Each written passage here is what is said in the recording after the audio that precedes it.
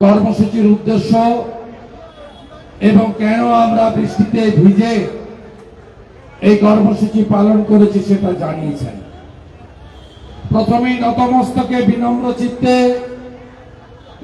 আজকে আমাদের কারগিল বিজয় দিবসের 25 বছর, যারা রক্ত দিয়ে কারগিলে ভারতবর্ষের ত্রিবর্ণ রঞ্জিত জাতীয় পতাকাকে উত্তোলন করেছেন, দেশকে আরেকবার বিজয়ের স্বাদ দিয়েছেন, সেই অমর বীর শহীদ সেনানীদের বিজয়ী আত্মাকে নতমস্তকে প্রণাম জানাই, ধন্যবাদ জানাই।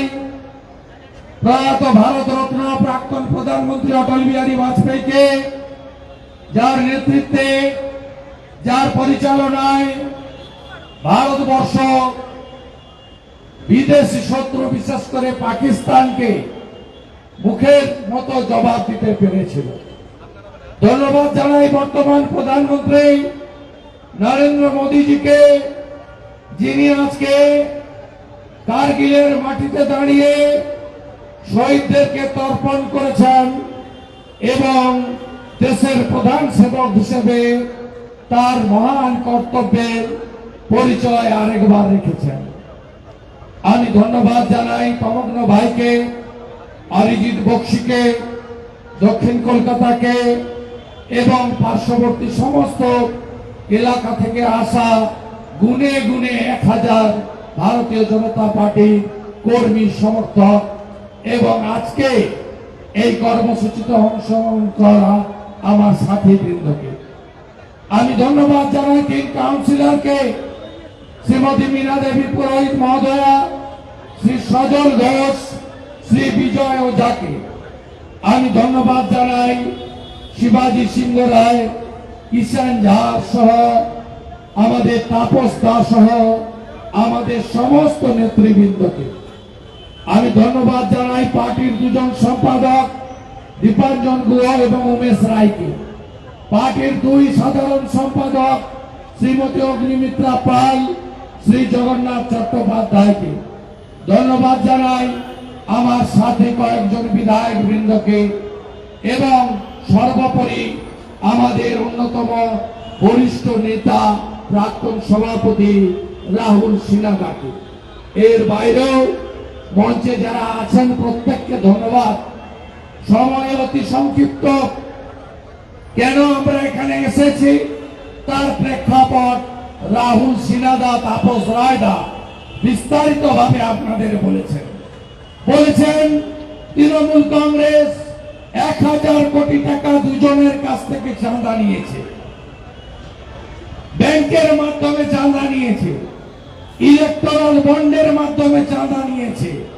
একটা হলো ডিআর লটারি 600 কোটি টাকা, আরেকটা হলো হলদিয়া এনার্জির নাম করে সঞ্জীব গোয়েঙ্কা বাবু 400 কোটি টাকা। এই টাকা নিয়ে তারা পশ্চিমবঙ্গে যাতে আরেকটা পাকিস্তান বানানো যায় তার কাজে ব্যবহার হচ্ছে। এই টাকা নিয়ে খুন করা হচ্ছে রফিবালা আড়ির মতো মহিলাকে, তফসিলি মহিলাকে খুন করা হচ্ছে, বঙ্কু বিহারী মাহাতোর মতো ওবিসি কুর্মী সমাজের বরিষ্ঠ বিজেপি কার্যকর্তাকে খুন করা হচ্ছে, ভারতীয় জনতা পার্টির রায়নার আদিবাসী কার্যকর্তাকে খুন করা হচ্ছে, কোচবিহারের সঞ্জয় বর্মনের মতো আমাদের রাজবংশী কার্যকর্তাকে। এই টাকা ব্যবহার করে পশ্চিমবঙ্গে ভোট লুটের কাজ করা হচ্ছে। এই টাকা ব্যবহার করে লুম্পেনদের হাতে পশ্চিমবাংলার গণতন্ত্র ছেড়ে দেওয়া হচ্ছে। এই টাকা ব্যবহার করে গণনা কেন্দ্রে, ভোট গণনা কেন্দ্রে নবান্ন থেকে ফোন করে চুরি করে গোপালিকার নেতৃত্বে আরামবাগে অরূপ কান্তি দিগরকে, কোচবিহারে নিশীথ প্রামাণিককে হারানো হয়। এই টাকা ব্যবহার করে মদ মাংসের ফুর্তি করে ওই চোর কয়লা ভাইপোকে 7 লক্ষ ভোটে ছাপ্পা মেরে জেতানো হয়, 10 লক্ষ হিন্দু ভোটারকে ভোট দিতে না দিয়ে আটকে। আমরা বলি আপনার বাড়তি বিল আপনাকে প্রত্যাহার করতে হবে।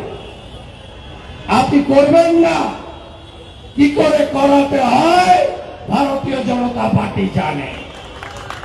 2022 সালে নরেন্দ্র মোদীজির সরকার ইলেকট্রিক রিফর্মস বিল এনেছিল। সেই বিলে যারা মনোপলি ব্যবসা করছে সেই মনোপলি ব্যবসা তুলে দেওয়ার প্রভিশন ছিল। সেই বিল 2022 ডিসেম্বর মাসে সিলেক্ট কমিটিতে চলে যায়। 23 সালে সে বিল সিলেক্ট কমিটির রেকমেন্ডেশন নিয়ে পার্লামেন্টে আসেনি। আমি মনোহর লালজি এসেছিলেন, আমাদের বিদ্যুৎ মন্ত্রী। 17 তারিখে সায়েন্স সিটিতে আমি মাননীয় বিদ্যুৎ মন্ত্রীকে বলেছি যে পুনে, নাগপুর, জয়পুর, চণ্ডীগড়, চেন্নাই, হায়দ্রাবাদ, আগে মোবাইলের একটা অপশন ছিল না, তারপরে কত অপশন এসেছে। আপনার যেটা খুশি সেটা নিচ্ছেন। আপনি নিশ্চিন্ত থাকুন সঞ্জীব গোয়েঙ্কা বাবু, মোদীজি না খাऊंगा না খানে दूंगा। তিনি মডেল ইলেকট্রিক বিল আমাকে বিদ্যুৎ মন্ত্রী বলেছেন খুব তাড়াতাড়ি আসবে, মনোপলি ভাঙবো, আপনার যাকে পছন্দ তার গ্রাহক হবেন, আর যে সবচেয়ে কম পয়সা ইলেকট্রিক দেবে তার ইলেকট্রিক আপনি নেবেন। এটা হবে। মাননীয় মুখ্যমন্ত্রী, আমরা যখন এটা ইস্যু বানালাম, আমাদের 2 জেলা প্রেসিডেন্ট অনুপম ভাই, তমগ্ন ভাই, 3 কাউন্সিলর সজল, বিজয় ওঝা, মিনাদি 15 দিন আগে এই হেরিটেজ বিল্ডিং এ এসেছিল। এসে লিখিত জ্ঞাপন দিয়েছে, বলেছে প্রত্যাহার করুন। তারপরে মুখ্যমন্ত্রী বলছেন আমি তো জানতাম না ওরা বিল বাড়িয়েছে। শুনে রাখুন, এই ট্যারিফ বাড়ানোর আগে ইলেকট্রিক বিল রেগুলেটেড অথরিটি রয়েছে বিদ্যুৎ ভবনে, তারা ছাড়পত্র দেয়। সিএসসি তারা তৃণমূল সরকারের কাছ থেকে ছাড়পত্র নিয়ে তবেই তাপস্তার বাড়ির বিল 20,400 টাকা করেছে। তাই এর জন্য মমতা ব্যানার্জি, যিনি মিথ্যা লগ্নে জন্মেছেন, একটা সত্যি কথা বলেন না। 4 তারিখের পরে কি কি বেড়েছেন খবর রেখেছেন তো, না শুধু লক্ষ্মীর ভান্ডারের খবর রাখছেন? 4 তারিখের পরে ভারতবর্ষে কোথাও বাড়েনি। এই ফুটা সরকার, দেউলিয়া সরকার 1 টাকা পেট্রোল ডিজেলে রাজ্যের যে শেষ বাড়িয়েছে। আপনার জমি কেনা বেচায় 2% স্ট্যাম্প ডিউটি বাড়িয়েছে। ইলেকট্রিকের ট্যারিফ এখানেও বাড়িয়েছে, রাজ্যেও আগে 388 ইউনিটে যেটা পেতেন, এখন ওই সেলিম আছে, পিবি সেলিম, আমাকে দেখে প্যান্ট পরে কোমরে বসে পড়েছিল বিদ্যুৎ ভবনে কয়েক মাস আগে। সেই সেলিমও এখন 129 ইউনিটে ওই দাম করে দিয়েছে। তাই এটা তো শুরু হলো, ये तो पहले झांकी है, अभी विद्युत भवन बाकी है। আমাদের লড়াই চলবে। আগস্ট মাসে সিএসসি এলাকায় ভারতীয় জনতা পার্টির ওয়ার্ড প্রেসিডেন্ট বা শক্তি কেন্দ্র প্রমুখদের উদ্যোগে স্বাক্ষর সংগ্রহ অভিযান করুন।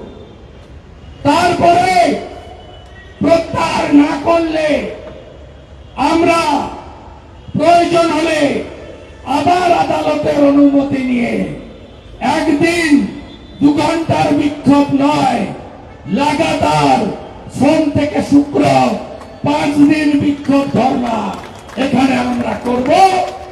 আমরা সিএসসি কে 15ই আগস্ট পর্যন্ত টাইম দিয়ে গেলাম। তারপরে তো model electric bill act pass হয়ে গেলে বুঝতে পারবেন এই মনোপলি ব্যবসা সিপিএম এই বীজটা পুঁতেছিল, আর এই বীজটাকে বটবৃক্ষে পরিণত করেছে 400 কোটি টাকা নিয়ে তৃণমূল কংগ্রেস। আমাদের লড়াই চলছে, চলবে। বাজারে জানতো, বাজারে জানতো 1 কুড়িতে কি পাওয়া যায়? Pouch, Mamata pouch. যত পারো খাও। 2 কুড়িতে আলু, এখন 2 কুড়িও নাই, 50 টাকা হয়ে গেছে। তাই পশ্চিমবঙ্গে বাজারগুলোতে আগুন লেগেছে, আর ফিরহাদ হাকিম বলছে দাওয়াতে ইসলাম। আজকে হিন্দু ভোটে আমরা যারা জিতেছি, এমএলএরা গীতা হাতে নিয়ে বিধানসভায় ভিতরে এবং বাইরে বুঝিয়ে দিয়েছি পশ্চিম বাংলার হিন্দুরা যাচ্ছে, মমতা ব্যানার্জি, ফিরহাদ হাকিম হুঁশিয়ার। আছেন তো সাথে লড়াইতে? আছেন সবাই? পথ দেখাবে। 2,33,27,000 ভোট পেয়েছি। বিজেপি মুসলমানের ভোট নাই, দুধে জল নাই, ছাপ্পা নাই, মৃতর ভোট দিইনি, রিগিং হয়নি। 30 দুধ 2,33,27,000, 39%। আর 3-4% হিন্দুরা দেবেন না, আর 3-4% দেবেন না হিন্দুরা। এখনো ঘুমাবেন? ঘুমাবেন আপনারা? জানবেন না আপনারা? 146টা সিটে 40% ভোট পেয়েছে বিজেপি, আর দরকার 2%। নবান্ন থেকে তাড়াবো, পিসিকে কালীঘাটের রাস্তায় বাটি নিয়ে বসাবো।